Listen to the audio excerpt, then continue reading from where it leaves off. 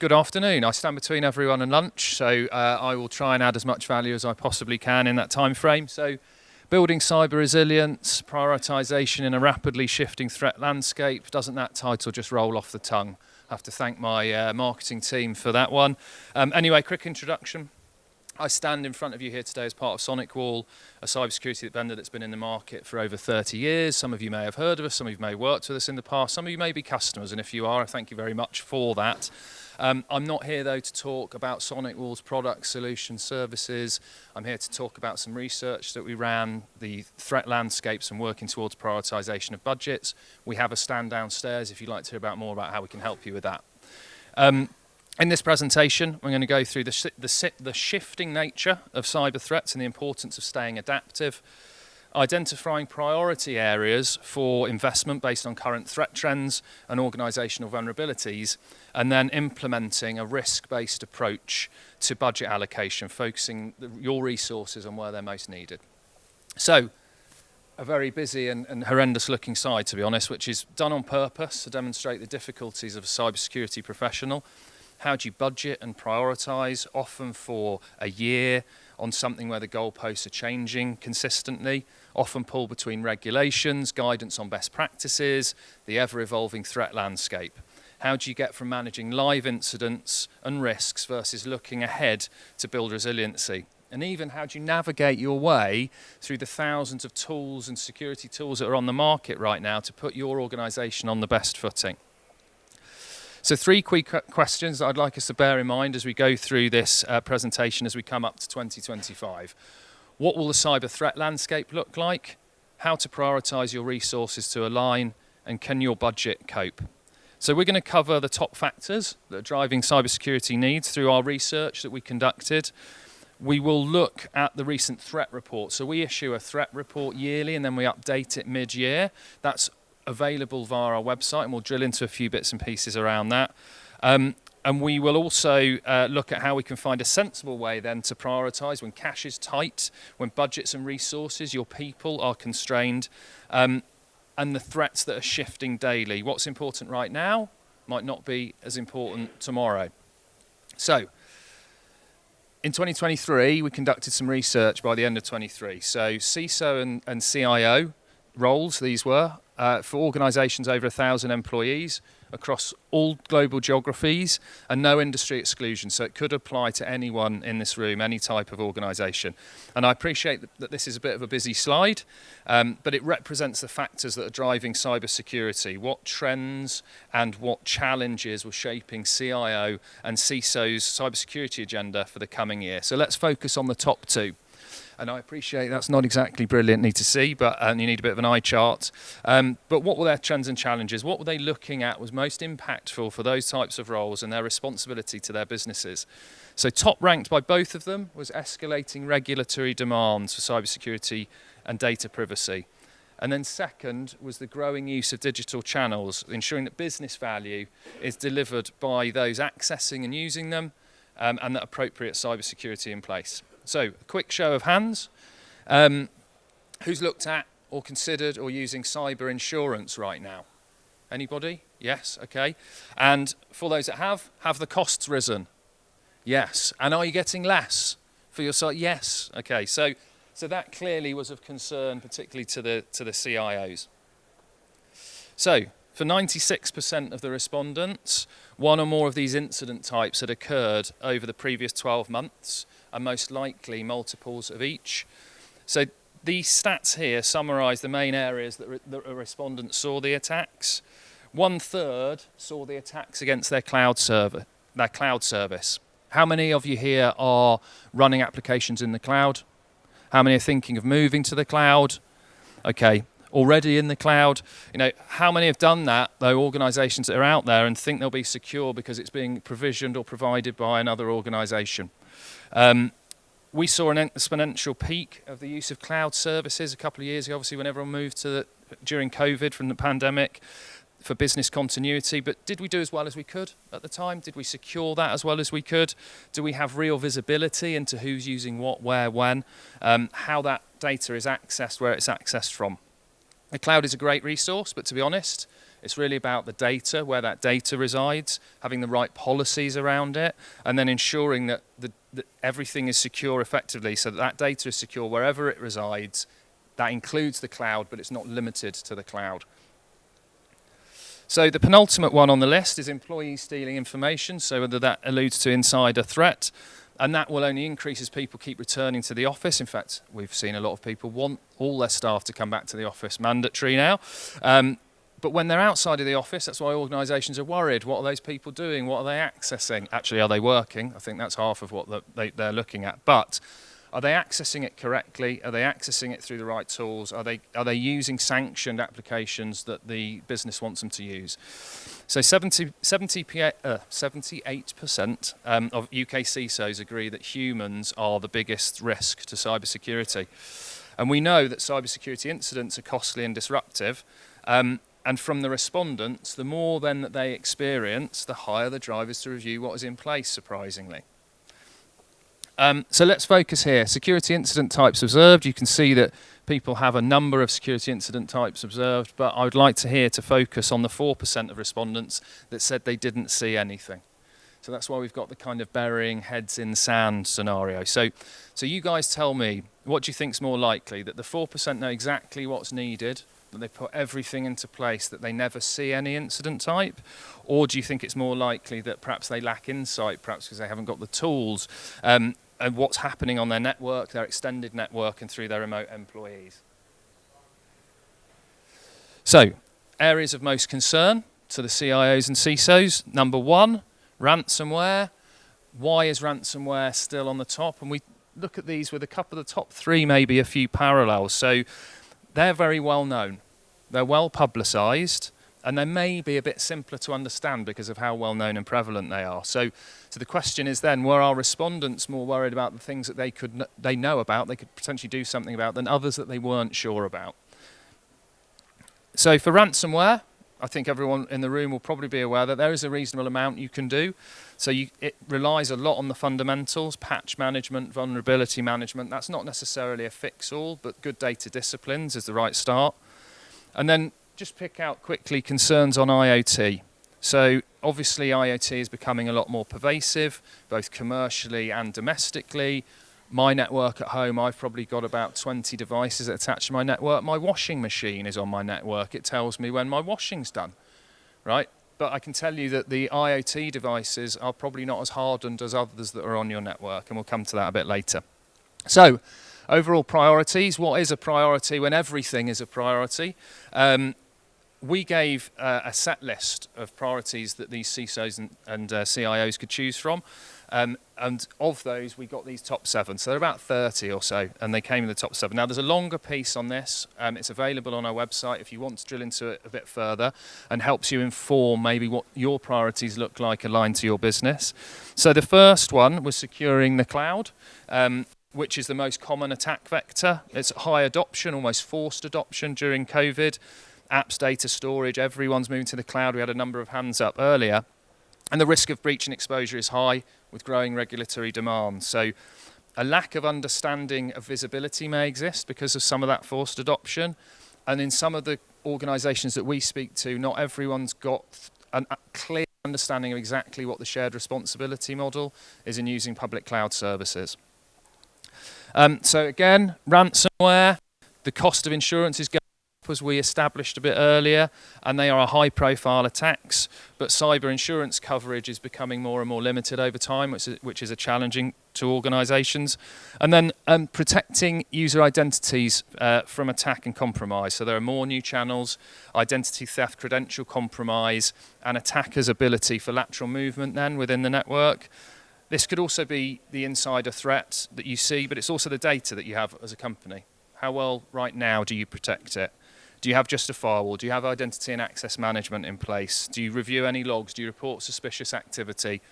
Do you have a 24/7 model that's looking at your intel sources and so on? Or are you just looking at that Monday to Friday? So that's something to consider. So another thing that I'd like to state, which I will also come on to later, is have a think about what products and tools you've got right now. Because I'm not standing here advocating that you go out and buy lots of new things, right? You need to assess what you've got, what you've paid for, and what you're entitled to now.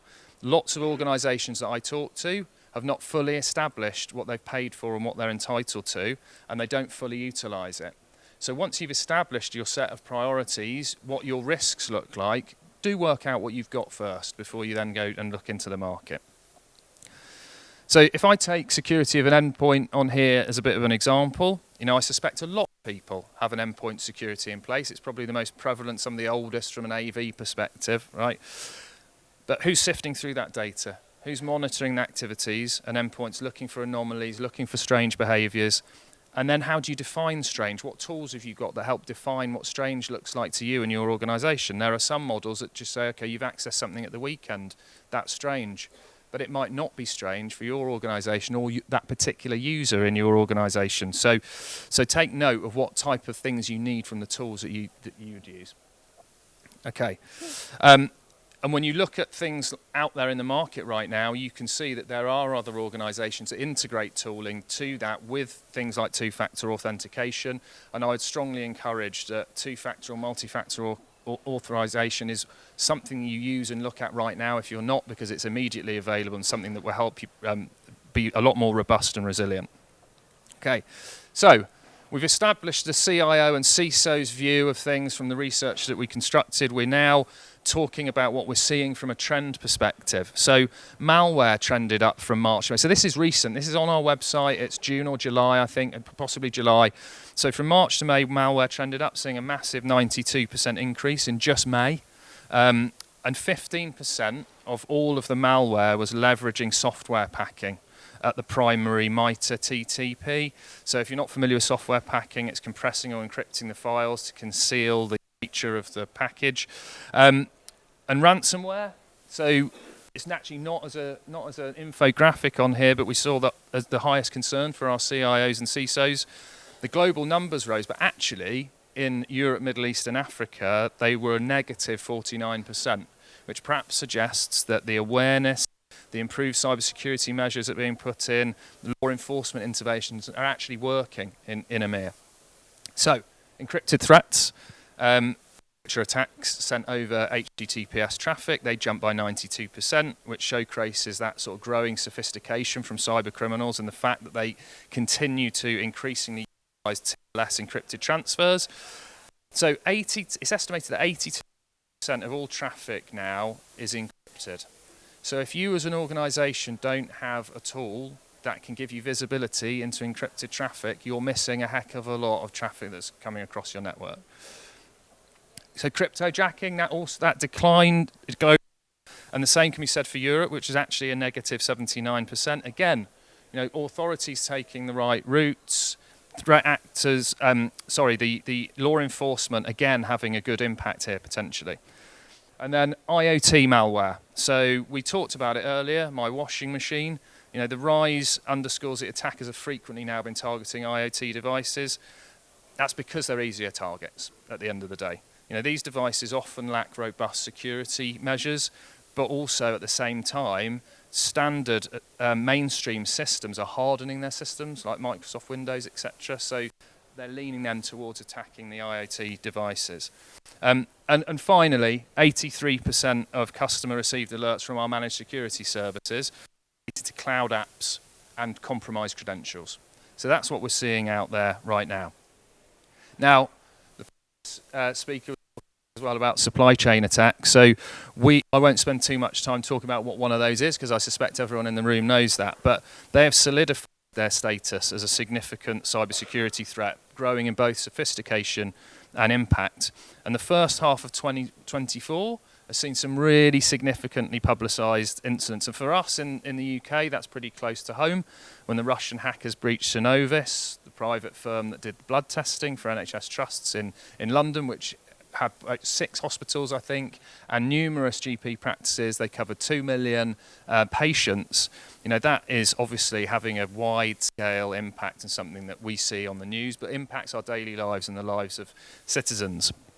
So our analysis highlights that older vulnerabilities remain a significant risk, particularly for small businesses tend to have more limited resources to look at these. By the end of 2023, the top 5 most widely attacks were supply chain related, with over 50% of customers affected by supply chain attacks. So these include older issues like Log4j and Heartbleed, but these have been around for years. Right? Heartbleed's been around for 10 years, right? So it's a major attack vector. What's going on? Why aren't we patching to make sure that everything's good within our environment? Okay, so Android devices, unlocking the threat. Android devices are being targeted more and more by threat actors, particularly with remote access Trojans, RATs. So these RATs disguise themselves as legitimate apps to their applications and then connect to the command and control servers and steal credentials and then bypass MFA, essentially. So notable RATs, which have been widely used by threat actors this year, have adapted to bypass that MFA. And in April, we reported that multiple campaigns were using RATs and they were using popular app icons, such as the ones that you see here, to trick users into giving their permissions and enabling them to use capture two-factor authentication codes and then use accessibility services to gain unauthorized access. So this is interesting. I'm not sure whether I'm going to say this correctly or not, but we've recently noticed a trend in the rise of QR phishing, which people are referring to as quishing. I didn't make that up. Right. In quishing, attackers embed their QR codes in phishing emails and then encouraging them to register with your smartphone. And those codes typically then lead to the phishing URLs that mimic those legitimate login pages that have been set up by the attackers, such as Microsoft or whoever else, to gain the credentials. Now, there's quite a big increase in the last 3 years. So in 2021, 0.8% of all phishing was quishing. But by this year, 10.8% was. So it's quite a dramatic rise. And it's particularly effective because it exploits the growing use of QR codes. I don't know about you, but you go to a restaurant, there's a QR code to access the menu at the end. There's one in a hotel room. There's one in department stores to get whatever information they want you to get. So not surprising then really that this has become an increasing attack method because of the rise of usage of it within smartphones. Okay, so we've covered the CIO, CISO research bit. We've covered the trend report. Now we'll get on to understand the latest methodologies that we can use to put into place what you need to do to plan and to talk through getting budget and prioritization. So the first point is to assess your level of concern with your current posture against the top areas that we talked about in the research. So use the research. Where do you align to that? So, for example, do you know that there's a burning issue with removable media that you've got? Do you know that people shouldn't be taking it, should be taking? Do you know what they should be taking, what they shouldn't be taking? Can you track it? Can you monitor it? And then put that risk in your risk assessment and work out whereabouts that sits in terms of against your priorities and the risks to your business. And then the level of investment that's going to be required is important. So you might have a burning challenge, but actually the level of investment is very high, right? So you need to work out how you're going to get around that or work to what you can actually achieve. So I strongly suggest that you do a complete assessment of the tools and products that you've already got, as I said before. Apologies for repeating that, but I think it's worth reiterating. And have a think of what the elements of the plan could cost outside of what you already do. So equally, there could be a cost reduction from consolidating your tools, from rationalising your licenses, from looking at the services that you use today, and look what it means to operationalise what you need to do, because it's all well and good looking at what the cost of a solution is, but actually how much does it cost to implement, run, etc. And do you need actually another organisation to help you in terms of delivering those services? So you can then evaluate your priorities from a combination of those two elements, which can help inform your budget. So what I'd suggest is that you identify to the themes in the research that we provided. I hope there's not anyone in the audience that sort of identifies with the 4% that didn't see anything at all. And then conduct an enterprise risk assessment. The current state, the desired state against that set of areas you've established, and work out what risk matters most. And I think the most common observation that I get from CISOs when talking about getting the right level of budget is to speak the language of the business, not cybersecurity. So not talking vulnerability management, not talking identity and access management, security information and event management, or any of the three-letter acronyms that this industry so loves to dream up, but taking it to what is the financial risk to the business, the consequence of interruptions and the impact on productivity, the performance of the business and the bottom line. And insofar as you can, quantify what the risks mean to the business. And where you can, see that good cyber resilience is a positive for the business operations and for the customer. And the 36% that lack support by the board of directors, it's reasonably easy to say, look, we haven't had a breach, we haven't seen any of these interruptions. But the point is to establish to them the changing, the shifting threat landscape, how something tomorrow may impact you before that you hadn't seen, and then talk through the language of the business to achieve that. So the top areas really to address from all of those elements that we've looked at are cloud security, protecting yourselves from supply chain attacks, and introducing and maintaining strong data disciplines. And a bit of a suggestion around how to utilise some of the things that we've done. And the first element is to deliver good cybersecurity hygiene, you have to understand some of the challenges that you're going to face. So the first one really is human error. Human error, we talked about 78% of CISOs believing humans are the ones that will cause most risk.